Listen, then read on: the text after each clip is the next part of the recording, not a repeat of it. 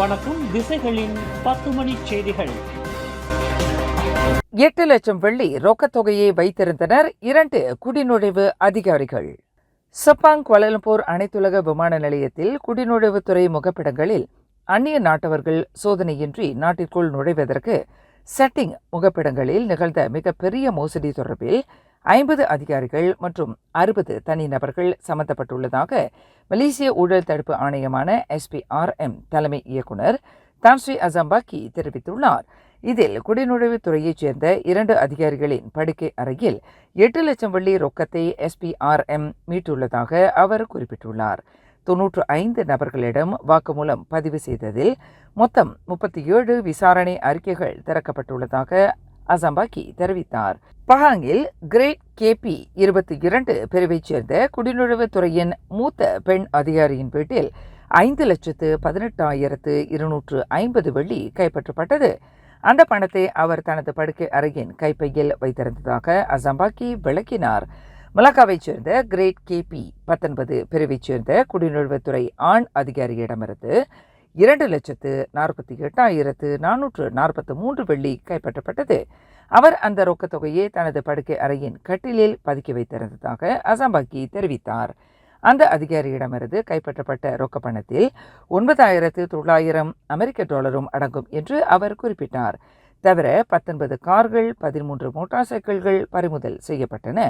தவிர 2 லட்சம் வெள்ளி மதிப்புள்ள 27 தங்க டினார்கள், தங்க மோதிரம், சங்கிலி, காதணிகள், 12 கை கடிகாரங்கள், 30 விவேக கைபேசிகள் மற்றும் மடிக்கணினிகள் ஆகியவற்றையும் SPRM பறிமுதல் செய்துள்ளது. இந்த லஞ்ச ஊழல் மற்றும் மோசடியில் 40 வயது மதிக்கத்தக்க உயர் அதிகாரியுடன் 50 குடிநுழைவு அதிகாரிகள் உடந்தையாக இருந்துள்ளனர் என்பதும் தெரிய வந்துள்ளதாக புத்ராஜயாவில் இன்று நடைபெற்ற செய்தியாளர்கள் கூட்டத்தில் அசம்பாக்கி விளக்கினார். பினாங்கு ஜார்ஜ்டவுன் லெபோ குரைஜாவில் உள்ள பாரம்பரிய கட்டடத்தில் கான்கிரீட் பாறாங்கல்லை இடித்து தள்ளியவாறு ராட்சச மரம் ஒன்று வேரோடு பெயர்த்து கொண்டு கார் மீது சாய்ந்ததில் அதில் பயணம் செய்த 2 சீன நாட்டு சுற்றுப்பயணிகள் உயிரிழந்தனர். இச்சம்பவம் இன்று புதன்கிழமை பிற்பகல் 2:15 மணியளவில் நிகழ்ந்தது. தந்தை மகள் என்று நம்பப்படும் காரின் முன் இருக்கையில் 30 வயது பெண்ணும் பின் இருக்கையில் அமர்ந்திருந்த 50 வயது நபரும் கடும் காயங்களுடன் இறந்து கிடந்ததாக தீயணைப்பு மீட்பு படையினர் தெரிவித்தனர். அந்த காரை செலுத்தியதாக நம்பப்படும் சுற்றுலா வாகன ஓட்டுநரான ஒரு பெண் அங்கிருந்து தப்பிவிட்டார். இச்சம்பவம் தொடர்பாக பிற்பகல் 2:29 மணியளவில் தீயணைப்பு மீட்பு படையினர் ஓர் அவசர அழைப்பை பெற்றதாக பினாங்கு திமுர் லவோட் செயலாக்க கொமாண்டர் முகமது ஷாஃபிக் நூர் அஸ்மான் தெரிவித்தார். சம்பவ இடத்தில் மொத்தம் 3 கார்கள் சிக்கி கிடந்ததாக அவர் குறிப்பிட்டார். கோலாலம்பூர் அனைத்துலக விமான நிலையத்தில் KLIA 1 KLIA 2 கடமையில் ஈடுபட்டுள்ள குடிநுழைவு அதிகாரிகள் கைபேசியை பயன்படுத்துவதற்கு அனுமதிக்கக்கூடாது என்று மலேசிய ஊழல் தடுப்பு ஆணையத்தின் தலைமை ஆணையர் தான் ஸ்ரீ அசம்பாக்கி தெரிவித்துள்ளார். அதிகாரிகள் மத்தியில் லஞ்ச ஊழலை துடைத்துழிக்கும் முயற்சியாக குடிநுழைவுத்துறை மேற்பார்வையாளர்கள் உட்பட அதிகாரிகள் கைபேசியை பயன்படுத்துவதற்கு அனுமதிக்கக்கூடாது என்று அசம்பாக்கி குறிப்பிட்டுள்ளார். இது தொடர்பான பரிந்துரையை குடிநுழைவுத்துறையினர் ஆராய வேண்டும் என்று அவர் கேட்டுக்கொண்டார். பன்றி இறைச்சி மற்றும் மதுபானம் விற்பனை செய்யப்படாத உணவகங்களில் ஹலால் சான்றிதழ் கட்டாயமாக்கப்பட வேண்டும் என்ற பரிந்துரையை அமைச்சரவை நிராகரித்துள்ளது. உணவகங்களில் ஹலால் சான்றிதழ் என்பது அவற்றின் நடத்துனர்களின் விருப்புரிமைக்கு உட்பட்டது என்று அமைச்சரவை ஏகமனதாக முடிவு செய்துள்ளதாக சீன பத்திரிகை ஒன்று செய்தி வெளியிட்டுள்ளது. ஹலால் சான்றிதழை கொண்டிருக்குமாறு எந்தவொரு உணவகத்தையும் அரசாங்கம் கட்டாயப்படுத்தாது என்று அமைச்சரவை முடிவு செய்துள்ளதாக தெரிவிக்கப்பட்டுள்ளது. 18 லட்சம் வெள்ளி மதிப்புள்ள இந்திய ஆமைகள் மற்றும் முதலை குட்டிகளை கடத்தி வந்ததாக நம்பப்படும் ஆடவர் ஒருவரை போலீசார் கைது செய்துள்ளனர்.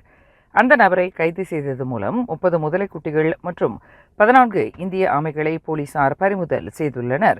செப்பாங் கோலாலம்பூர் அனைத்துலக விமான நிலையத்தின் மூலமாக விமானத்தில் அந்த நபர் இந்த அரிய ஊர்வனங்களை கடத்தி வந்திருக்கலாம் என்று நம்பப்படுகிறது. கொடிய விலங்கினம் தொடர்பில் உளவுத்துறை அளித்த தகவலின் அடிப்படையில் சந்தேகத்திற்கு இடமாக நடந்து கொண்ட அந்நபரை போலீசார் கைது செய்ததாக புக்கிட் அமான் போலீஸ் தலைமையகத்தின் உள்நாட்டு பாதுகாப்பு மற்றும் பொது ஒழுங்கு பிரிவின் இடைக்கால இயக்குனர் முகமது யூசுப் மாமட் தெரிவித்தார். சம்பந்தப்பட்ட நபர் தெற்காசிய நாட்டிலிருந்து முதலை குட்டிகளையும் இந்திய ஆமைகளையும் கடத்தி வந்திருக்கக்கூடும் என்று நம்பப்படுவதாக அவர் குறிப்பிட்டார். முதலைக்குட்டி ஒன்றின் விலை 60,000 வெள்ளி என்றும் இந்திய ஆமையின் விலை 1350 வெள்ளி என்றும் நம்பப்படுகிறது. எரிபொருள் வாராந்திர விலை நிர்ணயிப்பில் பெட்ரோல் RON 97 மற்றும் டீசல் விலை லிட்டருக்கு மேலும் 6 காசு குறைந்துள்ளது.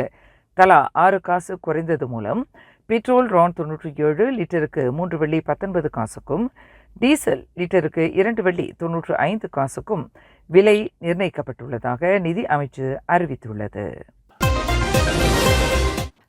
கோலாலம்பூர் ஜலான் சுல்தான் இஸ்மாயில் சாலையில் விபத்துக்குள்ளாகி காயமுற்ற 2 மோட்டார் சைக்கிள் ஓட்டிகளுக்கு மாமன்னர் சுல்தான் இப்ராஹிமுடன் உடன் செல்லும் மருத்துவக் குழுவினர் உதவிக்கரம் நீட்டி துணை புரிந்தனர். இந்த முதலுதவி சிகிச்சையில் மாமன்னருடன் உடன் செல்லும் ஆபத்து அவசர வேளைகளில் உதவும் மருத்துவக் குழுவினரில் ஒரு மருத்துவ நிபுணர் மற்றும் மருத்துவ உதவியாளர் உதவியதாக மாமன்னரின் முகநூலில் பதிவேற்றம் செய்யப்பட்ட செய்தியில் குறிப்பிடப்பட்டுள்ளது. காயமுற்ற இருவரில் ஒருவர் கோலாலம்பூர் பெரிய மருத்துவமனையில் சேர்க்கப்படுவதற்கு மாமன்னரின் தனிப்பட்ட ஆம்புலன்ஸ் வண்டி பயன்படுத்தப்பட்டது. சிரம்பான் துவன்கு ஜாஃபாரில் வீற்றிருக்கும் அருள்மிகு ஸ்ரீ மகாராஜராஜேஸ்வரர் ஆலயத்தில் கடந்த செப்டம்பர் 8ஆம் தேதி ஞாயிற்றுக்கிழமை ஆலய நிர்வாகத்தின் ஏற்பாட்டில் சமய தொண்டு அங்கீகார நிகழ்வு வெகு சிறப்பாக நடைபெற்றது.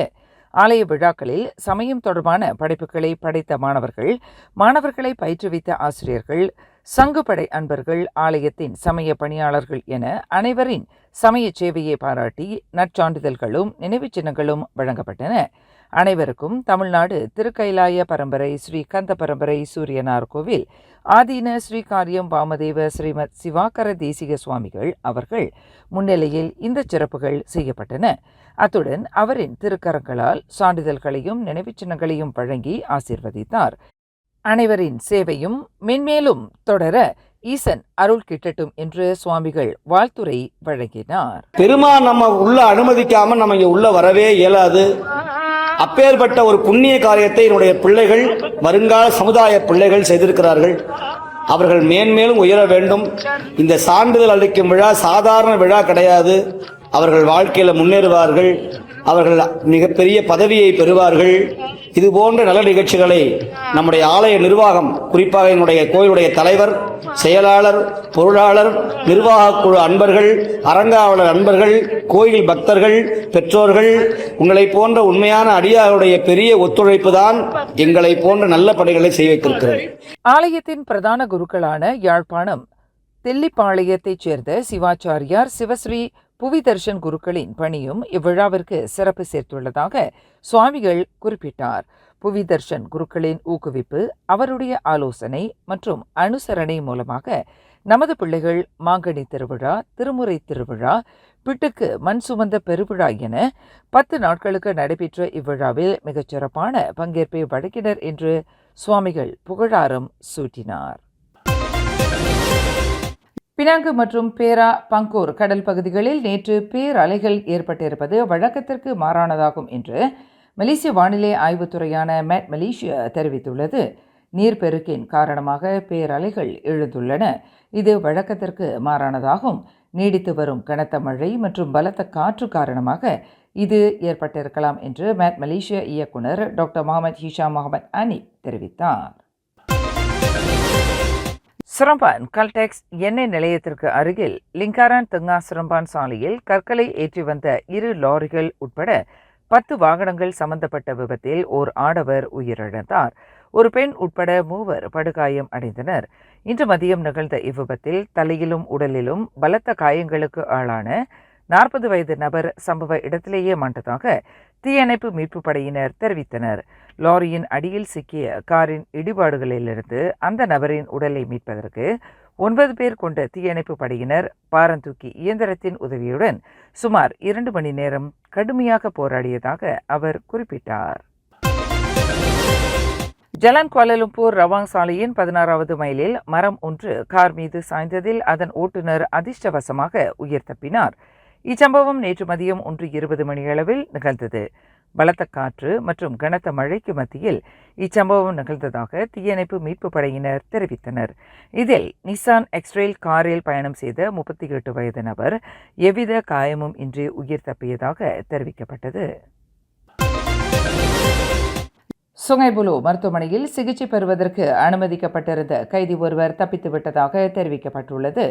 இச்சம்பவம் இன்று புதன்கிழமை பிற்பகல் 3:56 மணி அளவில் சுங்கைபுலு மருத்துவமனையில் நிகழ்ந்தது. 27 வயதுடைய கலைக்குமார் ஆனந்தன் என்று அந்த கைதி அடையாளம் கூறப்பட்டுள்ளதாக சுங்கைபுலு மாவட்ட போலீஸ் தலைவர் முகமது ஹபீஸ் முகமது நூர் தெரிவித்தார். சம்பந்தப்பட்ட கைதி போதைப்பொருள் கடத்தல் தொடர்பில் 8 குற்றப்பதிவுகளை கொண்டுள்ளதாக அவர் குறிப்பிட்டார். மேலும் செய்திகளை தெரிந்து கொள்ள கீழே இருக்கும் பெல் பட்டனை அழுத்துங்கள். உங்கள் மகிழ்ச்சியை வெளிப்படுத்த லைக் மற்றும் ஷேர் செய்யுங்கள். தொடர்ந்து திசைகளோடு இணைந்திருக்க சப்ஸ்கிரைப் செய்யுங்கள்.